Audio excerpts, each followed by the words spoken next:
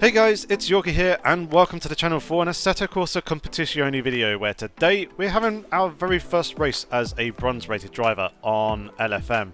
I've done and completed the 10 races that I needed to get out of rookies and got myself a high enough safety rating in order to get myself up into bronze, so I skipped the iron grade as well. So things are progressing quite nicely, but before we get into the video I do have a quick little exciting announcement, in that the channel has now been sponsored by Garage 44, which is an online shop that sells motorsport and racing related merch, as you can see very nicely modelled by myself here. Down in the description is an affiliate link which will take you to the garage44.co.uk website where you can find art prints and t-shirts to purchase. Using that link I will get a commission, so your support there will be very much appreciated. And when it comes to purchasing your products, make sure to use code YORKIE10 in order to get a 10% discount on your basket. So yeah, an exciting little announcement for the channel here, and thanks once again to Garage 44 for the sponsor. So, back to the main part of the video, which is going to be this race, this 25-minute race around Mount Panorama Bathurst. You can see the car set up here. Just make a slight tweak in the electronics tab to put the telemetry laps up to 99. And then also putting some fuel in the car to go the race distance. Mechanical grip, there's been a few changes here. Rear anti-roll bar, adjusted the wheel rates and also the bump stop ranges. Also the preload differential as well, that has also changed, as well as the steering rate. Fast rebound are the biggest changes here on the dampers, both front and rear. Obviously trying to allow the suspension to move a little bit more freely when decompressing from bumps, to try and keep contact between the tyre and the road surface. And then also the aero, lowering the front quite a lot, reducing the rear wing as well, and then adjusting the brake ducts to just about work here at this circuit. They do start to overheat ever so slightly, basically coming into the last corner and the first corner. You just about hear the brakes starting to squeal, but it doesn't really affect performance too much. So we've got them in the right sort of range, and now we see ourselves forming up on the grid, starting in P10 at Bathurst here, as we're firing up the car and just about starting to get ready with the rolling start phase, as we drag the brake here, trying to generate some temperature in the brakes and trying to maintain some of the tyre pressure and heat into the core of the tyres. Just come around the last corner now. Here we go into the last phase, trying to maintain plenty of throttle pressure and controlling the speed with the brake, and then getting the green light to launch. We get a reasonable launch, bit of distance between myself and the cars ahead, but it looks like we've got, or maintained our position from the cars behind. Turn 1 goes fairly smooth until we get to the exit, where there's a bit of contact there between myself and I believe it was the Ferrari behind, which unsettled us both there. They lost out more than I have, so I've lost one position, and it looks like I'm going to lose a second here, with another car drawing up alongside as we come on the run towards turn 2. They just got on the throttle a little bit too early and tracked out a little bit too far wide into me. I was right over the exit curb on turn 1 when the contact was made, and the driver did actually apologise to me afterwards, as the guys up in front are checking up quite heavily here, coming into the left-hander there of, I believe that's the cutting that it was. I'm going to take a little bit of avoiding action to avoid going into the back of the cars in front, and also prevent the cars from behind, who may not have been checking up quite as much as they were needing to avoid them going into the back of me as well. But relatively smooth run over the top of the mountain as we now come down through Skyline, through the S's, and now into the Dipper, as there's a car spinning off to the right hand side of the circuit there, a little bit unsighted, getting caught up a little bit as the rear went very, very loose. Just about managed to hold on to it, and somehow the car behind, BMW, avoided going into the back of me, as we have managed to avoid going into the back of Tizzo in the Lexus up in front. It got very, very close between us all there, but we managed to survive the top of the mountain for this first lap, as we're now coming in towards the chase, fastest part of the circuit. Hitting a nice top speed before getting hard on the brakes and shifting down into second gear, floating the car in through the left and right. Someone off on the inside there, kicking up a little bit of dirt and dust. Now just coming into the final corner, and you can see losing a little bit of ground to the cars up in front, just over half a second as we come through the final corner there, but we've got a bit of space to the cars behind, so we don't really have to worry about them. We can just focus on the cars in front, getting a good run there through the first corner, half a second to the Lexus in front of us. So we're going to be in the slipstream here.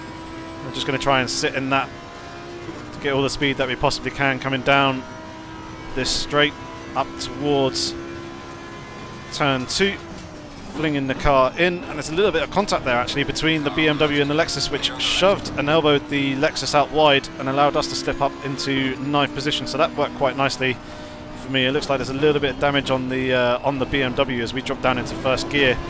Typically the cutting there will be, or should be, done in second, but I was using first just to make sure the car hooked in. And this is where you'll see some of the differences in terms of handling characteristics and some of the strengths and weaknesses between some of the cars. BMW in front is actually really, really good going over the top of the mountain there. It's partly due to my setup as well. So there's a little bit of contact there coming through the S's just before we drop down into the dipper on the inside wall.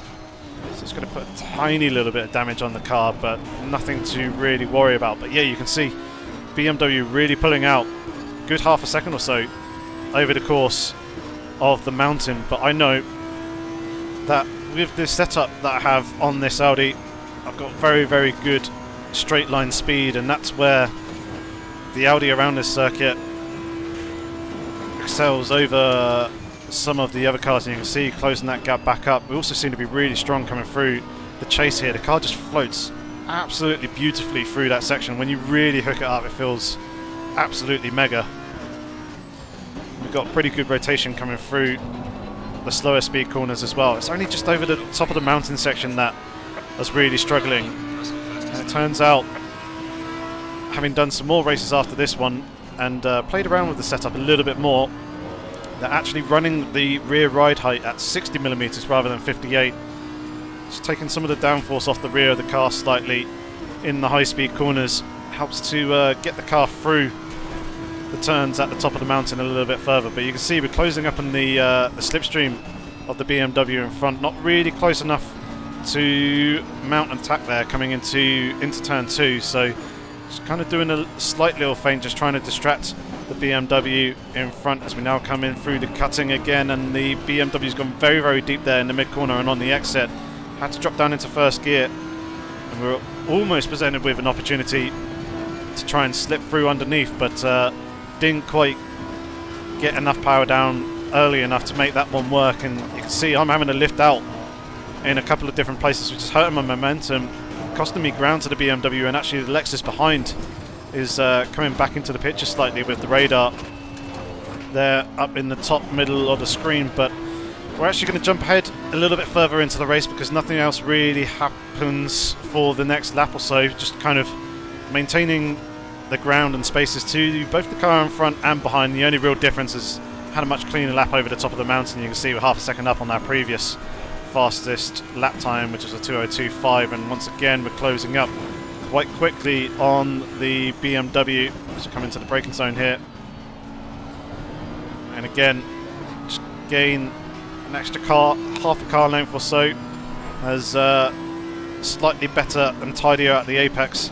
Again, having a little bit of a look coming into the final corner, but not really being able to do anything of it. The BMW was a little bit loose on the exit of the final turn though, a little bit of oversteer, which has brought us right up onto the rear bumper of them again coming into turn 1. So let's try and get a good drive off here, trying to avoid the drop off the end of the curb on the exit of turn 1 there, because that actually hurts your run coming up the hill here, as we are once again closing up quite quickly in the slipstream. BMW going defensive, covering the inside line, forcing us to go to the outside, so we're going to give it a go coming into turn 2 here. Just a little bit too much understeer, kind of picking up onto the dirty line and the marbles. Just going to wash that out a little bit wider, and we now got the Lexus on our outside. We're going to have to hold it very, very tight and slow down a little bit more, and the Lexus pulled off a very good opportunistic move there to sneak around the outside and retake that 9th position away from me, bumping me back down into 10th place. good move by them. I made it quite tight for myself, so I had to effectively back out, and you can see, again, struggling a little bit with understeer over the top of the mountain, bumping into the outside wall as the BMW's got very loose and sideways and had a crash there at the top of the skyline. It's forced me to go across the inside, just about managing to avoid any contact as the car nosed into the wall and kind of bounced back out towards the circuit. It's going to cost us time to the Lexus up in front, and didn't get any track limits infringement, obviously, staying there with no warnings or anything like that. So we've got a tiny bit of damage on the car, I think, from earlier on, but we've now got quite a big healthy space. We just need to focus and close the gap onto the Lexus up in front. So we're going to skip ahead a little bit further, where we have managed to brought that gap down over the course of the next minute or two.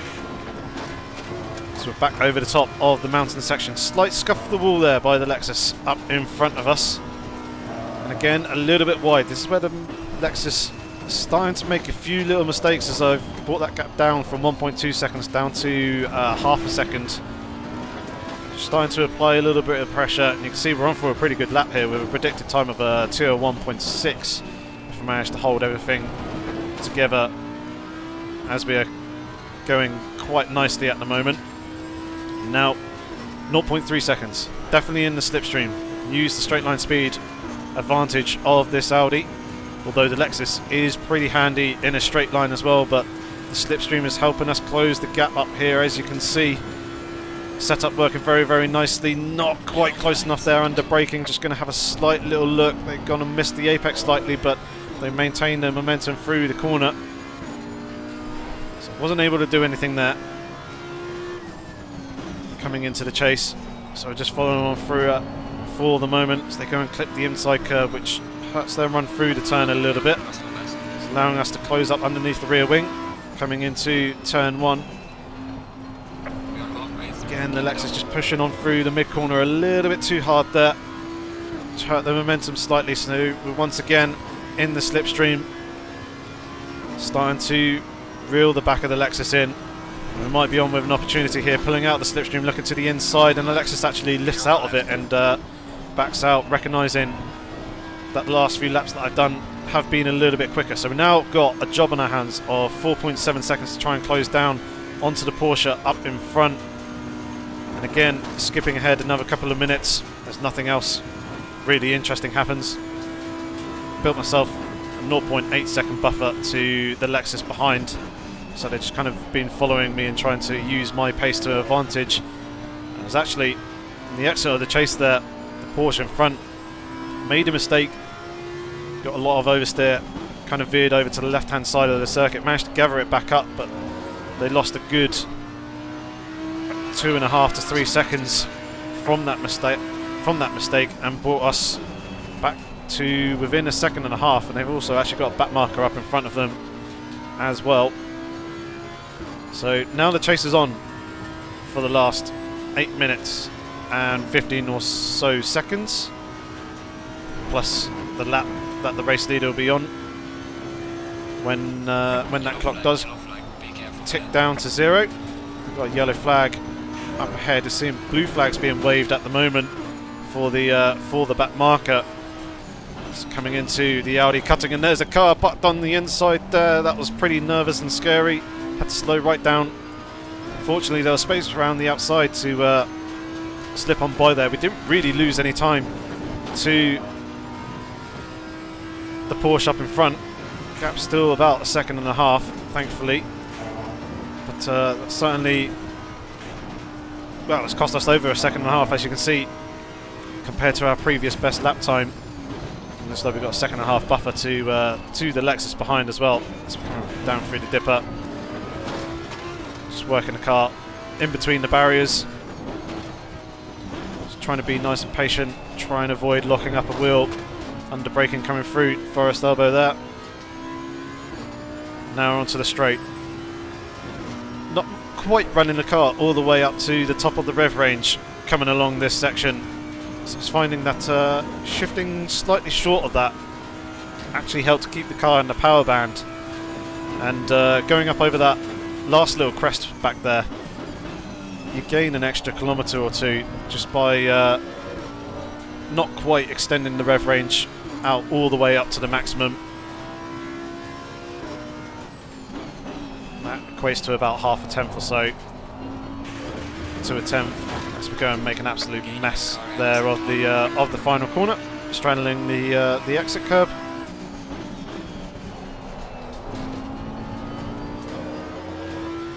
Pretty smooth run that through turn one. Could have been neater and tidier to the apex, but getting quite nicely off the exit curb before the end. Still losing a tenth of a second or so. Obviously not being on the optimal line. So now coming into turn two, third gear, tuck the car into the apex, get on the power early and use the camber and the uphill climb to your advantage as the car's nicely compressed down, gives you extra grip. Just slightly offline there in the braking. Of course the car to get slightly loose, and the car didn't slow down quite as much as I wanted to, causing me to go a little bit deep in the mid corner of the cutting, bouncing over the inside curve there. Generally you want to be avoiding doing that, as it's very easy to unsettle this Audi by bouncing over the inside curves. Coming down through here, the car feels fairly good, considering Audis don't really like bumps all that much. I think that's probably due to a little bit of damper work playing around there. Certainly not refined, those dampers. They seemed relatively comfortable and manageable with the setup that I showed at the beginning of this video. You can see the Porsche in front starting to slightly pull away a little bit, bringing the gap just shy of 2 seconds. Now we're going to start reeling the Porsche in as we got the straight line speed hitting 282 before getting onto the brakes, bringing that gap down from 1.9 down to 1.6. So certainly in the first and third sector, the car and the setup seems to work very well. It's just over the top of the mountain where I'm losing a good half a second or so to a lot of the other drivers up in front. So again we go a little bit deep there in turn one, so we're into the final 5 minutes of the race. So yeah, as I said, the fix for the car setup, or a partial fix at least, was raising the rear ride height from 58 up to 60. It just allowed the car to rotate a little bit more, going through some of the high-speed corners. So come into the cutting, and hopefully this time we can actually hook it up. No, not quite. A little bit deep. Having to use first gear again, but yeah, it certainly helped coming through this corner here, because that one, it can be done flat out, but it's on the brink. It's quite easy for the car to wash out wide. This one I usually just do a slight breathe on the throttle like I do there, but with that higher ride height at the rear, you're just able to take it a little bit more comfortably flat out, and then coming through McPhillamy. Oh, was the Porsche's going to make a heavy mistake there, coming down through the skyline and into the S's, so that's us up into 7th position now. I would have said that would have been 8th, but of course those cars spun earlier on. I think also there may have been a car that had gone into the pit lane, so we're up into P7 now, which has worked quite nicely, but we've got a very quick BMW actually closing up onto the rear of us. You can see within a second behind. One thing that you may also notice, if you go and take a look down in the bottom right, as I actually go and lift and coast coming here into the chase, I am very, very tight on fuel. Judging by the counter at the top, we're going to have 2 laps of racing left, and judging by the fuel counter down below, I do not have 2 whole laps worth of fuel.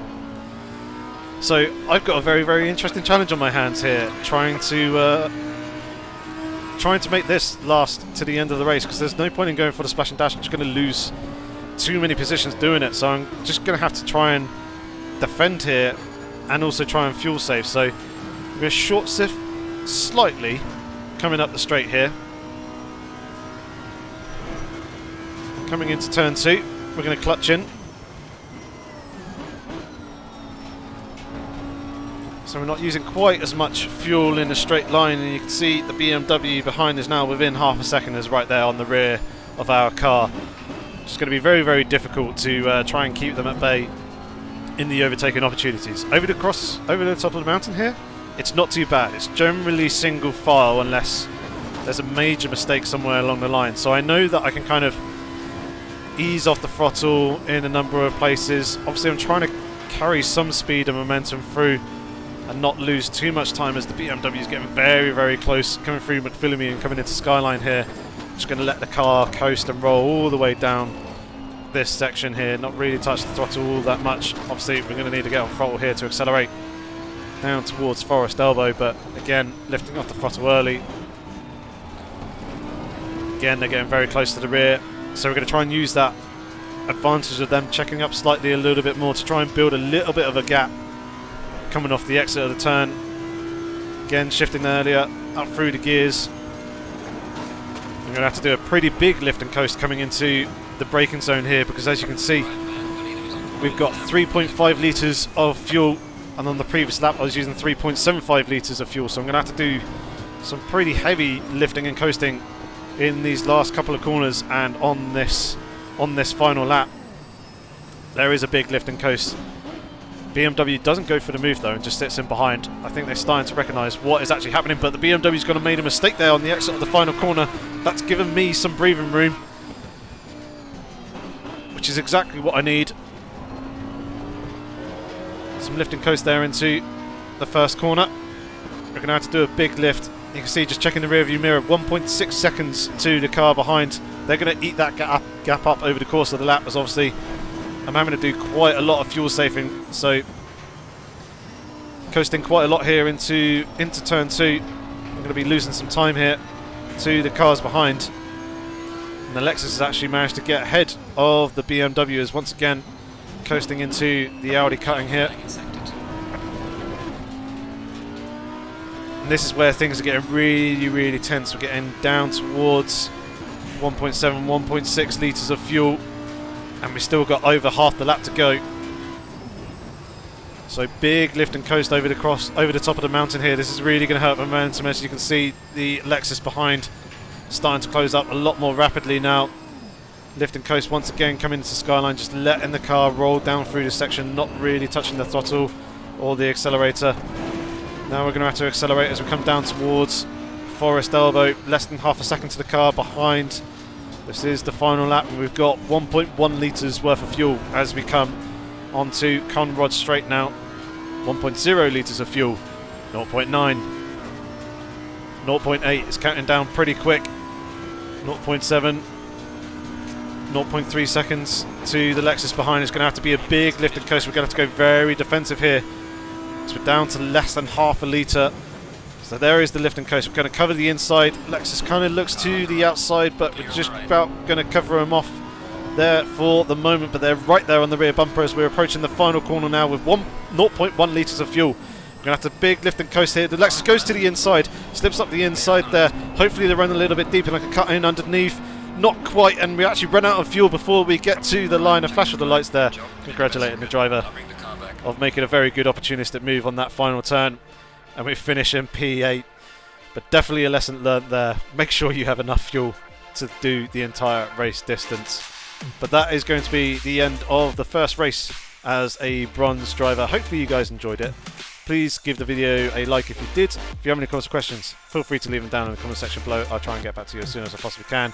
But other than that, thank you very much for watching. Hopefully I shall see you in the next video. Until then, have fun, stay safe, and take care.